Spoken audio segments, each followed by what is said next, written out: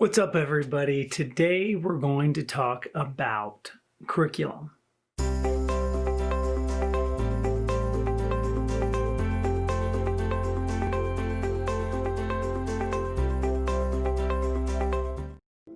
What is curriculum? Now, most of you guys would say that curriculum is probably the book that you have here for class, or maybe it's what you're going to be teaching out of, and that's your curriculum. Curriculum is not just the book that you're going to be teaching from. It's your program goals, it's your content standards, it's your environment, it's field trips, it's pretty much everything. That is your curriculum. And that's what I want to talk about here today, is what all different types of things work their way into curriculum. So the first two things that we're going to talk about here today are direct learning experiences and indirect learning experiences. Direct learning experiences are those experiences that you set up. You have a purpose that this is what you want the child or the student to learn today. You have this kind of plan, and these are the things that you're doing. Indirect learning experiences are experiences where you have things set up around the room for the child or for the student to be able to do, but you're not sitting there telling them exactly what it is that you want them to do or how to figure it out or whatnot. So it's an indirect learning experience. The next thing I want to talk about is a teachable moment. This is a huge concept.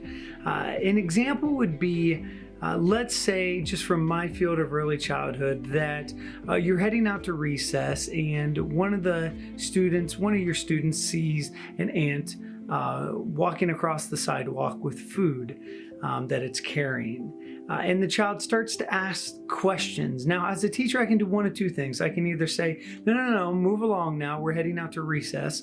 Or since that child wants to learn about that ant at that time, I can use that as a teachable moment, and I can teach that child the knowledge that I have about what that ant is doing. It's a great time to be able to do that. And you'll see that throughout your teaching career, where there are going to be times that you're going to be planning on doing something else, but something's going to come up, and it's going to give you an opportunity to be able to teach them, to be able to teach your students something that you weren't really expecting to teach them that day. And that's okay, especially for all of you. You're going to be great at that because you are the masters of what it is that you're teaching. That's the reason why you got hired in the first place. The next three kind of vocab that I want you guys to recognize are, there are three different types of learners that we're going to talk about. And now there's many other different types, but the three that we're going to really hit on are auditory learners, visual learners, and kinesthetic learners. Auditory being those who more likely to pick up a concept or something by hearing it, visual by seeing it, kinesthetic by doing it. And we're going to get into a lot bigger training on those three different types of things, but just wanted to make sure that I did mention them here today. The next word on the list is this word web, and we're going to talk about webs here shortly, but webs, themes, some of those types of words or whatnot are all things that you can use when you are looking at your curriculum. Also, another good word is the word concept. What is the concept or the idea that you want the student to grasp from what it is that you are teaching them, that you are telling them? That would be the concept. Next, we have a couple other different words, and I'm going to use the word motivation. And it's not going to be exactly what you think. The word motivation doesn't mean how are you motivating the students to want to learn. That is important. But motivation is, what are you doing, possibly maybe the day before, the week before, or whatnot, that is getting that student prepared and ready for what's coming. How are you getting them prepared for what's next? How are you motivating them and getting them set up and ready to go for what's coming next? And some of that is going to be that you're going to have either what we call a block plan or a weekly plan, and then a lesson plan as well. And so when you hear these two different things, a block plan or a weekly plan is exactly that. It's like, hey, Monday, we're going to be doing these things, Tuesday, these things, Wednesday, these things, and so on and so forth. And it's really good for your students to be able to see what's coming next, right? They can kind of see this progression of where it is that they are building towards. A lesson plan, though, on the other hand, is a more specific plan for what it is that child is doing that day. So if a weekly plan or a block plan is very broad, maybe with these, okay, we're doing this today, tomorrow, those types of things. A lesson plan is specific on what it is that is going to be happening during that lesson on that particular day. And then the next word here that we're going to be looking at is the word closure. And closure is, how are you ending a lesson that you're teaching? And by ending, it's not just going to be, okay, we're done, put your stuff away, it's time to go.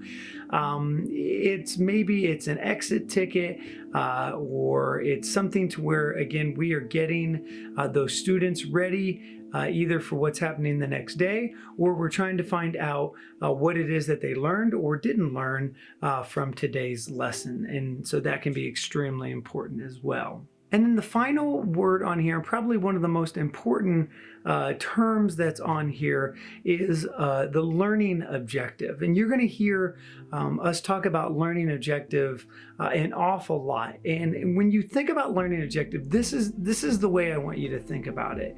The learning objective is, what is it that you want the child to get out of what it is that you're teaching them? What is it that you want the child to learn for that day? And we're going to look at learning objectives here in just a second and break it down of how do you get a good learning objective.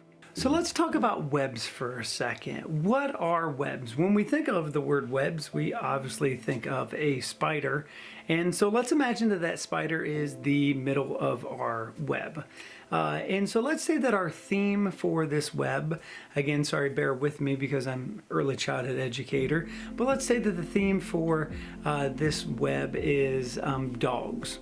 Okay, so that is our middle. Now, when we branch out from that web, let's just start with maybe 5 different branches off of that. So maybe we have breeds, maybe we have types, maybe we have wild dogs, maybe we have I don't know, 2 other ones. It doesn't matter. And so it's just dividing into a smaller group of dogs. From there, then this web continues to go. And so let's take the breed category. So from dogs, it goes to breeds. And so from breeds, then maybe we divide it into 3 more. And so we have German Shepherds, Golden Retrievers, and Poodles. And so this web can continue to branch further and further again. And what it does is it shows how different things are connected, which is exactly the way that our brains work. So see, in our brains, we have neurons and we have synapses. And so neurons are the place where we hold our thoughts, our memories, our things that we learn, all of that different type of stuff. And then synapses are the brain wiring. It's what connects all of those things together. And so the more connections to the neurons, the more likely you are to remember something. And so it's like if any of you have ever walked into a room and smelled something and it brought back a memory that you hadn't thought of for a long time, it's because you have a connection to that. You have a synapse that's connected to that smell, to that memory, that type of thing. And so that's kind of how a web is. How can you connect all of these different things from this main theme, which was dogs. Now, the really, really neat thing about webs, though, is that I want to bring in this other idea, this other term, which is called student-led learning. And what that means is it's a little bit like a teachable moment, but let's take that idea of dog again. And so in one of my preschool classes, I was teaching about dogs. And as we're webbing it out, we come up with breeds, just like I talked about. And one of the breeds that we came up with was an Irish setter. Now, one of the kids in the class said, yes, that he had an Irish setter. From there, another child brought up something along the lines that his grandparents had been to Ireland. They kind of made this connection. So we talked about Ireland and some of that type of stuff. Maybe from there, then a child would come up with an idea, something where they remembered that they had heard something about potatoes in Ireland, and maybe it was the Great Potato Famine. And then from there, another child might say, well, potatoes, well, I don't like to eat the skins of potato. And then maybe one of the children's like, well, potatoes have skins, I have skin, you have different color skin than I, and it gets in this whole big conversation. Now, you might be sitting there on the other side of this video going, that's crazy, what is he talking about? What I'm saying is that sometimes the student leads the learning. See, at any one of those times, I could have told the child, no, we weren't going to go that route, or I could teach the child what they're excited about. See, in teaching, sometimes it's difficult to get students motivated into learning about what it is you're teaching them. But if there's something they already want to learn, even if maybe it's not in your direct plan, with the student-led learning, it sometimes helps you to go ahead and be able to teach students when they're motivated about the things that they're motivated about. So it's just something to kind of think about. I want to go ahead and I want to take a moment and I want to talk about learning objectives. The thing that I said with learning objectives was it's the main thing that you want the child to get out of whatever it is that you're teaching. Now, you're going to have to write learning objectives for your lesson plans. It's something that your administration or your bosses are going to want to see. It's something that we're going to want to see as well.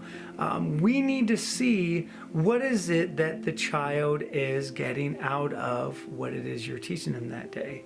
Now, a lot of times when you are writing a learning objective, there are some words that you need to stay away from because we have to be able to show or prove what it is that the child is getting out of that day. So if I was to say that the child was going to be able to, list the 5 different welds that the student learned that day, you could physically see them list the 5 welds.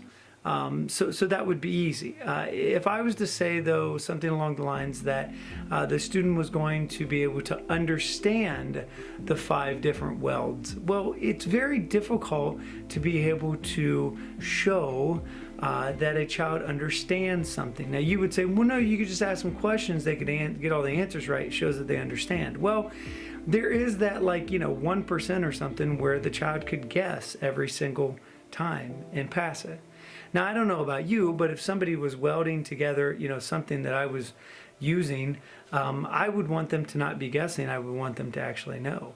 Take it a little bit further. If they were, a doctor guessing on every question of the test and got them all right and passed, I don't know if I want a doctor who was guessing on the test to be operating on me. And so we have to be able to prove it, so they can list things, they can show you things by actually welding, by actually performing a task, by doing these different specific things. I always say that all of your learning objectives should be some type of verb. Now, you might get told differently by some of your bosses and those types of things, but verbs can always be shown. So learning objectives are really, really good things to be able to show. Now, with the learning objectives, sometimes, a lot of times with learning objectives, there is a degree. So maybe it means that the child gets everything right, or the student gets everything right 8 out of 10 times, or 2 out of 3 times, 3 out of 5 times. Any of these different types of things, whatever it is that you want them to be able to do, especially if you're testing them or any of that type of stuff to see if they are able to perform a skill. And we're going to talk a lot more about learning objectives when we get into the lesson plans, but I just want you to start thinking about what types of learning objectives and those types of things could you do. One of the final things I want to talk about when we're talking about curriculum is this idea of concept, right?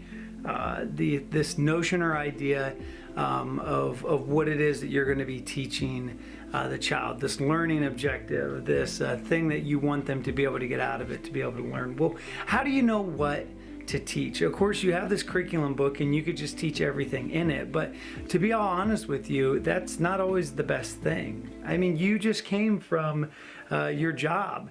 You know what should be taught. You know what's going on out in the field right now. So there's 3 questions that I want you to ask yourself when you are coming up with what you're going to be teaching these kids. One of the questions is the information worth knowing? See, if the information is not worth knowing, if it's not really going to help them out in the real world, or help them to get a job, or help them to be able to pass the test for their credential, or those types of things, then why are we wasting time teaching it? It shouldn't be happening. See, we're already going to be pressed for time as teachers in career tech already. And so if it's not worth knowing, then we probably shouldn't be teaching it. The second question you have to ask yourself is the information testable? You have to be able to test the child on it in order to know that they learned what you taught them. Because see, that's teaching and educating. And so can you test the child on what it is that you are teaching them? And so if the answer is no, then that's not a good thing to teach them either. And then the third question that I want you to ask yourself is the information that I'm teaching developmentally appropriate? Now, we really haven't talked about what does it mean about developmentally appropriate, and we'll talk a little bit more about that when we get into our IEP section. But developmentally appropriate mostly means is what you're teaching them way too far above their head. Do we need to get them up to that point? If you're teaching, let's say, auto tech, and there's probably a best place to start in order to build up to certain skills. And so you wouldn't start, halfway through what you would normally be teaching somebody as you're building up or scaffolding up somebody in auto tech. And so you really, really want to question or to ask yourself, again, those 3 questions. Is the information worth knowing? Is it testable? And is it developmentally appropriate? So my final words that I'll leave you with here is just a simple question. What's the point? What's the point of all of this? What's the point of curriculum and lesson plans and learning objectives and all of these different types of things? What's the point? And to be honest with you, the answer is because in teaching, everything is done for a reason. So you have the opportunity to be able to share your experiences, your knowledge, your skills with these students. So we don't want to waste time. We want to be educating them and helping them to learn every day in order to make them successful in whatever it is that they go off to do. So we don't ever just teach things for no reason at all. There's always a purpose behind everything. Whatever it is that we're doing, there's a purpose behind it. So here's what I want you to do. For class tomorrow, I want you to give me a list. I want you to give me a list of the 3 most important things that you think need taught to your students out of all of your curriculum. The 3 most important things that you're like, okay, like these 3 things, they have to have them down before they can do anything else. I also want you to look through your curriculum and stuff, and I want you to find 2 things that you're like, you know what, they could really probably do without. Maybe it's something that I'll add on at the end in case we get, farther ahead or whatnot. So 3 things that you're like, no, these absolutely have to have them down packed. And 2 things that you're like, you know what, maybe if we don't get to that, it's okay, they can still go do what they need to do. All right, guys, thanks so much for listening tonight. Make sure you write down your responses somewhere so that way we can talk about them tomorrow. And I'll see you guys then. Thanks so much. Peace.